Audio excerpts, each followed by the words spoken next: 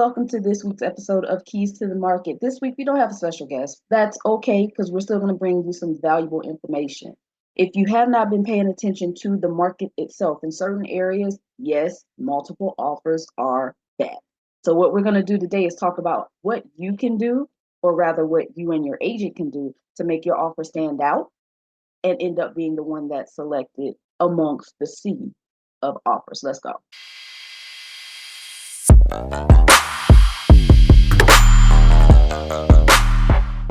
So, one of the most obvious things that you can do to make sure that your offer gets even the slightest bit of attention is offer a good price. You want to offer in this market, you need to have an agent that understands where you are trying to buy your house.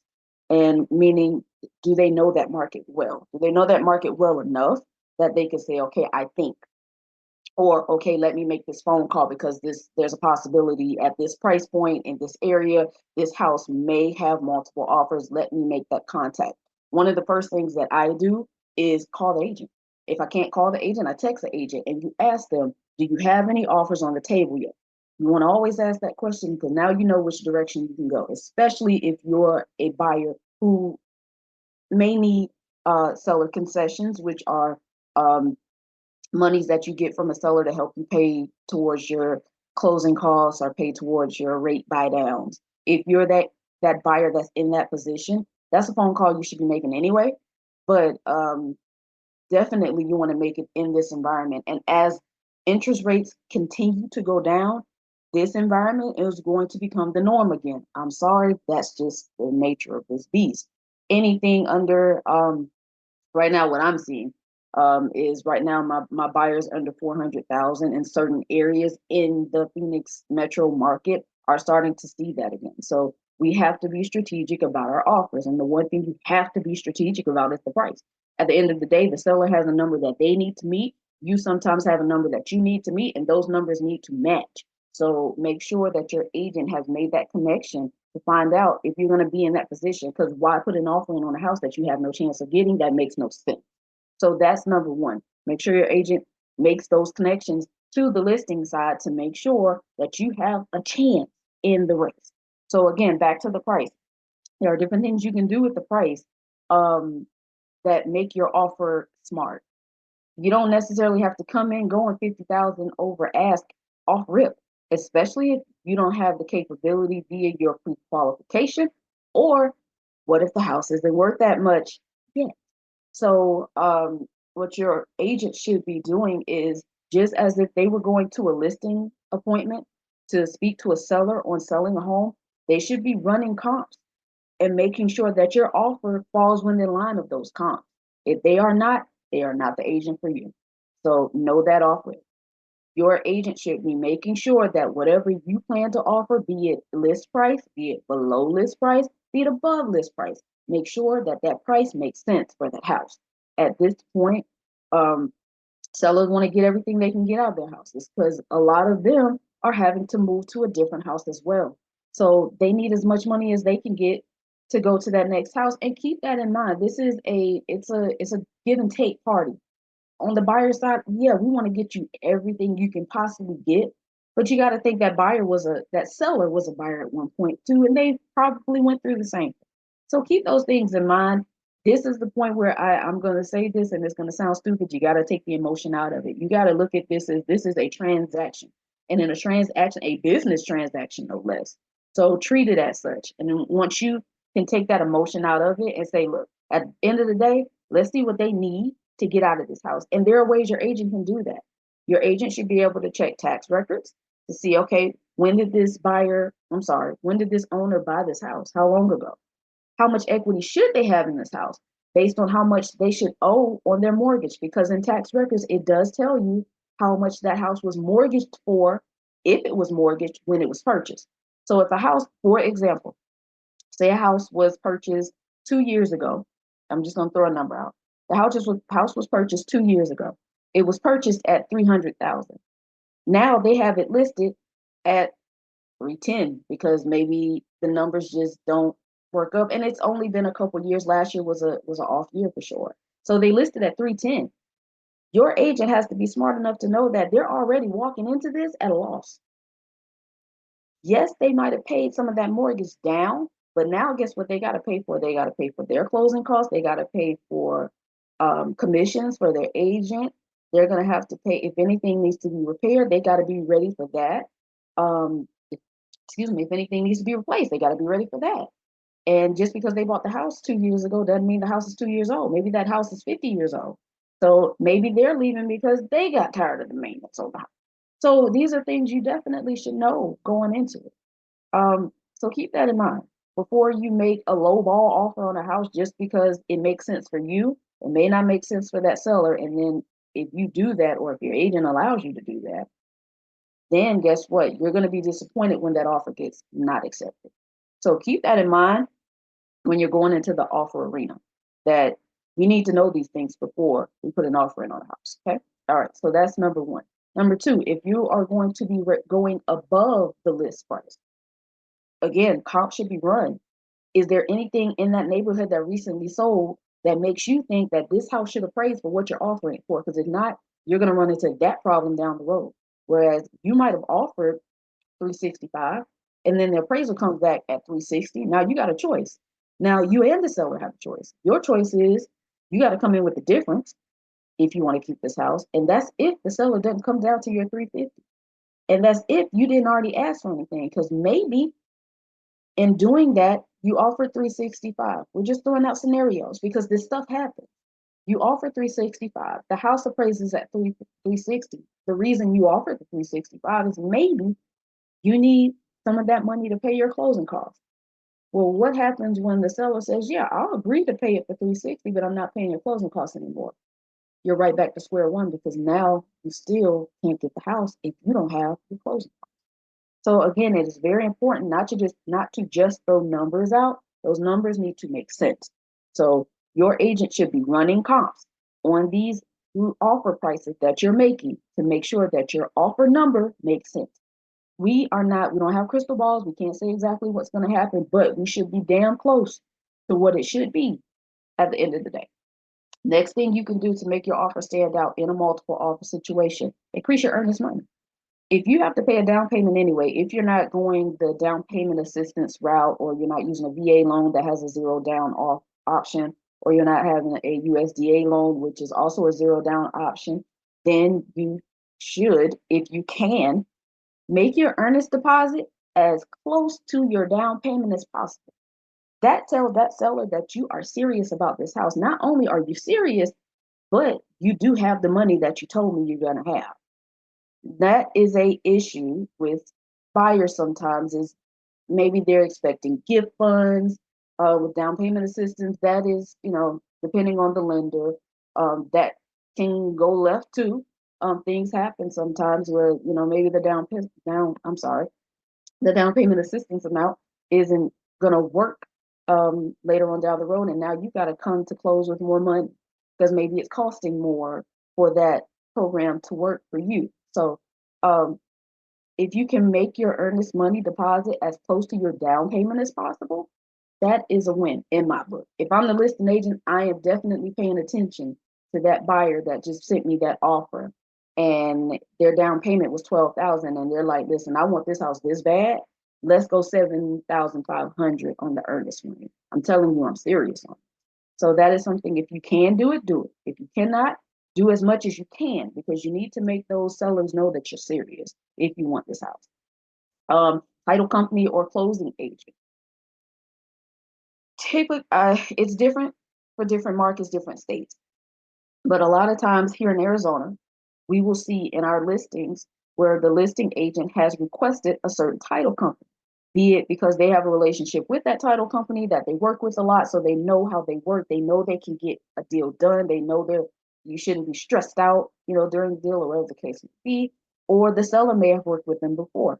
A lot of times, I work with different title companies, and based on my client, there's a certain title company that I think would work better with that client. I'm all about a relationship. So I need my client to feel comfortable throughout the process. So I'm going to recommend a title agent that works well with you. If you're an older person and you don't do DocuSign, I need a title lady or a title man title person. I need one of those people that's willing to make that drive to that person that doesn't do DocuSign. I need a title person that is going to offer different options of how to pay your earnest money other than bringing a check to the office, other than doing a wire. Can you come get the check from them? What if my buyer has to work on all of the days that we want to close because they work Monday through Friday and you only do signings Monday through? There's all these different things in place. And also, you want to make sure that that title company that's going to issue the title insurance for your client has enough money in the bank just in case they need to make a claim. That's going to be a video for another day. So yeah, it's very important. Now, if we're in a multiple offer situation, do you want to rock that boat and say, hey, maybe I want to use my title people, but what if every other offer is conceding that issue? Well, then if you're going to concede that issue also, your agent should at least know something about that company or should be able to provide you information about that company. They already told you it was who they would like it to be. So it's not like you don't know that information and you can go research that agent, that title agent or that closing agent to make sure the agent aligns with what you guys want to do. Make sure that their pricing is similar to who you had already thought you were going to use, all those good things. Make sure they do their research. At the end of the day, your agent has a lot to do in this, so make sure they do their job. Okay. All right. Now, the closing date. So again, we are trying to beat out every other offer that's coming to the table right now. Your agent should be making that phone call to the listing agent, and that question they should be asking is, what closing date works best for your client? You are now putting the driver seat duties to the seller by saying, listen, my client's flexible.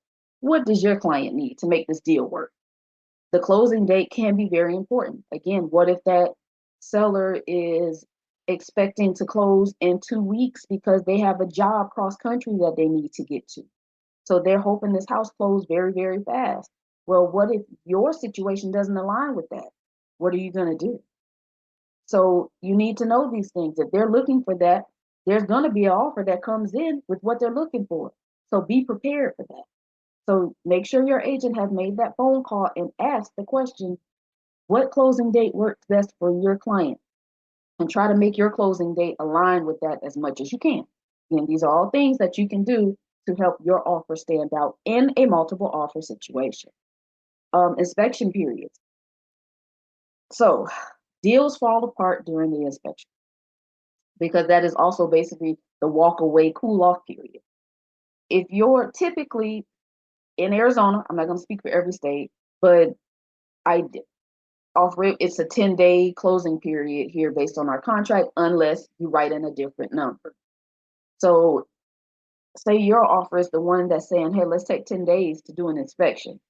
And you don't even get your inspection done till day 7. And then you find something wrong with the house that you don't want to deal with and you walked away.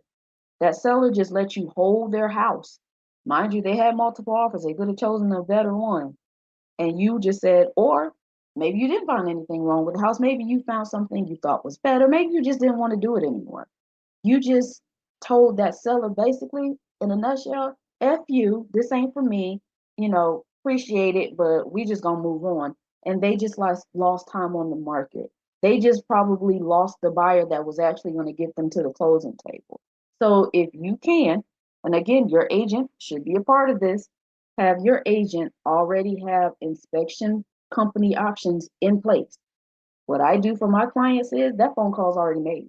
That phone call to all of the all of the inspection companies that I've used before that I know and trust with my clients and their life. I've already made that phone call, that text message, that email, and ask them, hey, can you get in there tomorrow if I get this offer accepted today?